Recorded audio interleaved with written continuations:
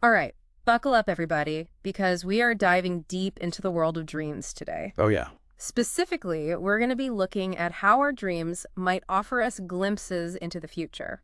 Sounds fascinating. Yeah, and for this deep dive, we're going to be looking through the lens of Carl Jung. Yeah, yeah. I have some excerpts from a text about his work, Okay. and it's really interesting how he approached dream interpretation. Well, how so? Well, most people think of dream interpretation as looking at symbols to uncover childhood trauma or, repressed desires and stuff like that. Right. But Jung kind of flips the script. He views dreams as possibly having a future-oriented purpose. So instead of just echoes of the past, Hmm. he sees them as potentially having a purpose for the future. Yeah, he suggests that they might actually have a future-oriented purpose. That is really interesting. So then what would that mean for us? Well, he believed that dreams can offer us valuable insights into our potential, even our future selves. And he called this process of becoming our true selves individuation. Individuation. And he saw dreams as playing a key role in that journey. So it's not about analyzing our dreams to figure out what went wrong in our childhood. Yeah. It's about using them to figure out, where we're going. Yeah, I guess you could say that. And it's not about, will I get the job or, should I ask out this person? Right. It's more about understanding that our dreams have a purpose, a goal. Okay. And that's where that word teleological comes in. Right, which means that our dreams have a purpose or an end goal that they're heading towards. Yeah, they're not just random neural firings. They're a way for our unconscious mind to communicate with us. I see. And a lot of times they are offering us guidance or highlighting areas where we need to grow. Okay, so it's not just about, figuring out why we're having a certain dream. It's about figuring out what that dream is trying to tell us about our future. Right. If I keep having dreams about, being chased, it's not necessarily because I watched a scary movie, but because maybe I'm avoiding something important in my waking life. Right, like running away from something important. Exactly. Okay, I'm starting to get it. Yeah. So then how do we start to decipher these messages? Right. Sometimes they're just so bizarre. Yeah, what do we do with that?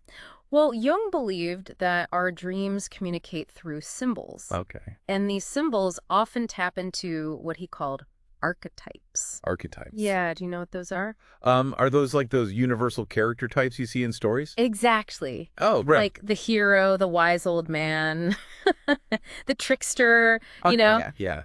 These archetypes, they're like universal patterns or images that reside in our collective unconscious. A collective unconscious, what's that? It's like a shared pool of human experience. We all kind of tap into it, and they show up in our dreams.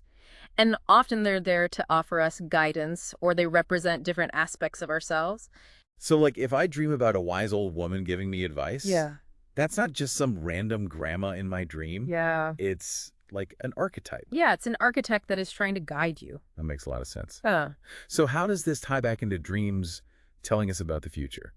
well, he called it the prospective function of dreams. Okay. And he observed that sometimes our dreams seem to foreshadow future events or psychological states. So our dreams can actually show us what's going to happen. Well, he didn't believe that we had no free will, Right. But he did think that these future glimpses were more about highlighting possibilities. Possibilities. Or patterns that are already developing beneath the surface. Okay. It's like the dream is giving you a heads up, saying, hey, pay attention. This is something you might want to be aware of. So it's less about predicting specific events and more about making us aware of what could be. Right. It's more about revealing potential paths or challenges that might lie ahead. So then are there examples of this happening? Yeah, actually, in the text that I have, there's some really fascinating cases that illustrate how dreams can act as agents of transformation. Right. Or even warnings. Okay, so tell me about these cases. I'm on the edge of my seat.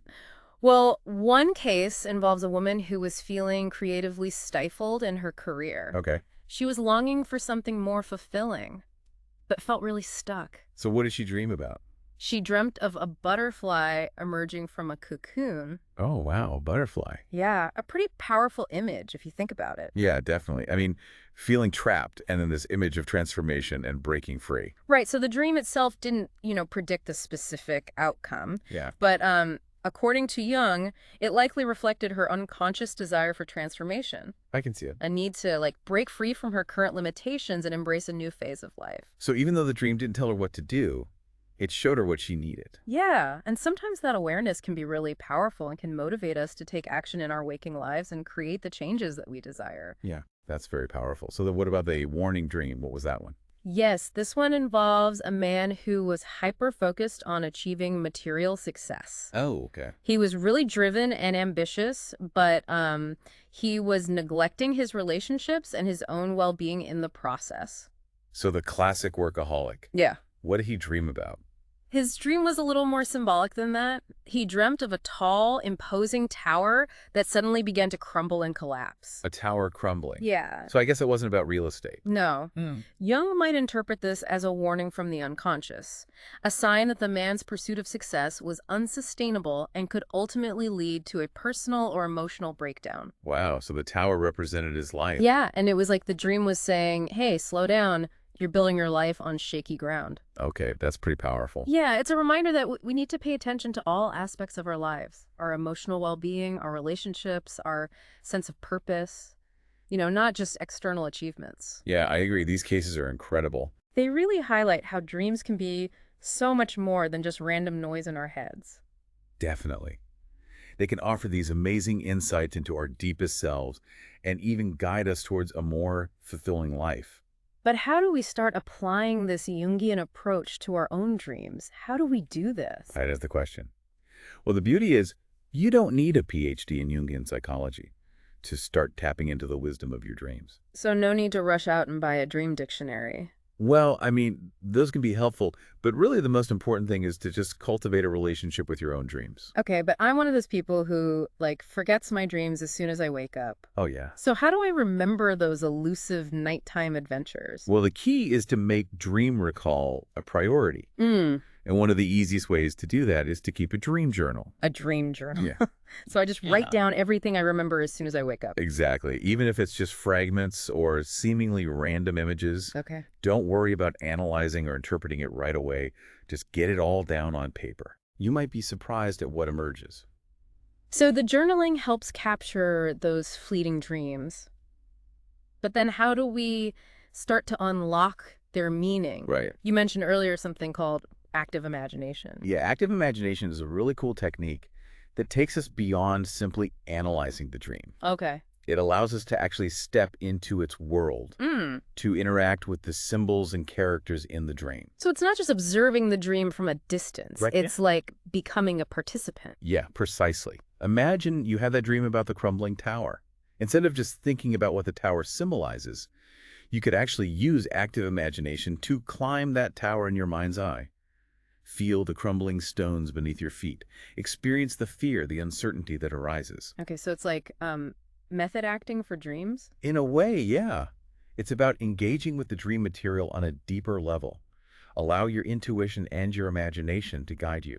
Okay. You can write about it, you can draw it, you could even act it out if that feels right. But the key is to allow yourself to be present in that dream world and see what unfolds. And through that process, what are we hoping to achieve? What kind of insights can we glean? Well, the goal is to really uncover the personal meaning that the dream holds for you. Okay. Because a symbol can mean something different to every single person based on their own experiences. So there's no one right interpretation of a dream. Right, there's not. It's all about personal exploration. Exactly, and as you engage in this process, you might find certain themes emerging. Maybe you keep encountering that wise old woman, or you find yourself repeatedly navigating these landscapes of uncertainty. Right. And those recurring motifs, they can offer valuable clues about your unconscious need. It's like our dreams are trying to tell us a story, and it's up to us to kind of piece together the narrative. Yeah, that's a beautiful way to put it. And as we become more attuned to the language of our dreams, we can decipher those messages and use them to guide us towards a more fulfilling life. Okay, but I have a question. Yeah. What about when our dreams are scary? Do those dreams have a purpose too? Absolutely. Even the most unsettling dreams can offer valuable insights. They might be highlighting areas of shadow work. Shadow work. Okay, now you're going to have to explain that. Okay, so think of shadow work as those parts of ourselves that we deem unacceptable or undesirable. Okay. Our fears, our anger, our insecurities. We all have a shadow side. Right. And sometimes our dreams bring those aspects to the surface so that we can integrate them and become more whole. So those scary dreams might actually be trying to help us confront those hidden parts of ourselves. Yeah, it's like the dream is saying, hey, this is a part of you too. Don't be afraid to look at it. That's really interesting. But what if I'm really struggling to make sense of my dreams? Or, they're causing me distress. What should I do? Well, remember that working with your dreams is a personal journey, and it's important to find what feels right for you.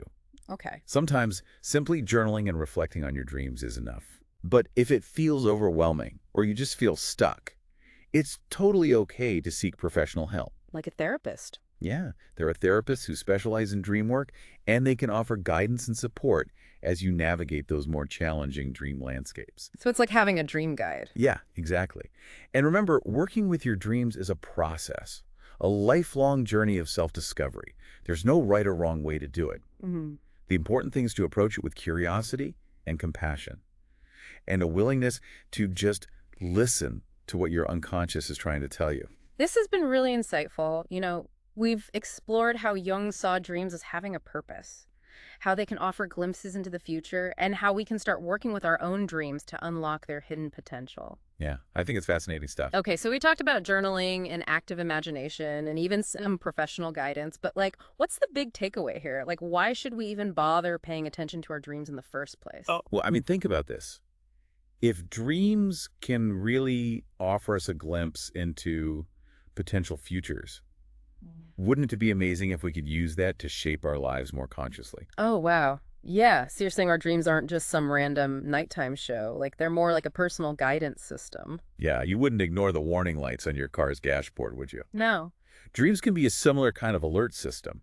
They can signal areas where we might need to make adjustments in our waking lives. Okay, that's a good analogy. But how do we actually become more attuned to those dream messages? It takes practice like anything else. Yeah. The more we engage with them, the more fluent we become in their language. So it's not just about remembering those dreams, but actually doing something with them. Yeah, exactly. Like let's say you have a recurring dream about being lost in a maze. Okay. Instead of just dismissing it as like an anxiety dream, try using active imagination to explore that maze. Okay. What emotions come up? What obstacles do you encounter? Maybe you discover a hidden key or a way out. Yeah. And through that exploration, we might uncover some insights about our own lives. Exactly. Maybe that dream is reflecting how you feel lost or stuck in your waking life. Or maybe it's highlighting a need to find your own path. Oh, wow, this is really cool. It's like we have this incredible resource available to us every night, and most of us just let it slip away. Totally. And the more we tap into it, the more we can use it to make choices that really align with our true selves, and our deepest desires. So it's not about letting our dreams dictate our future, but using them as a tool for self-discovery and growth. Exactly.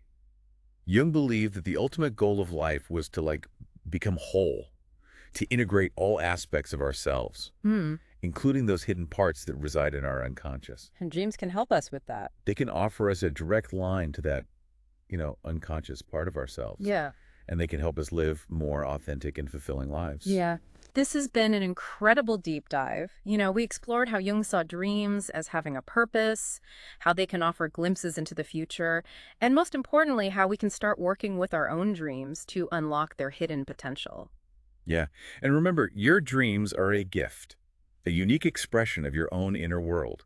So don't underestimate their power. Yeah, that's a great point. Embrace the mystery, explore the symbolism, and just see where the journey takes you. You might be surprised by what you discover. That's a great reminder. Thanks for joining us on this deep dive into the prophetic power of dreams. And we'll catch you next time for another fascinating exploration of the human mind.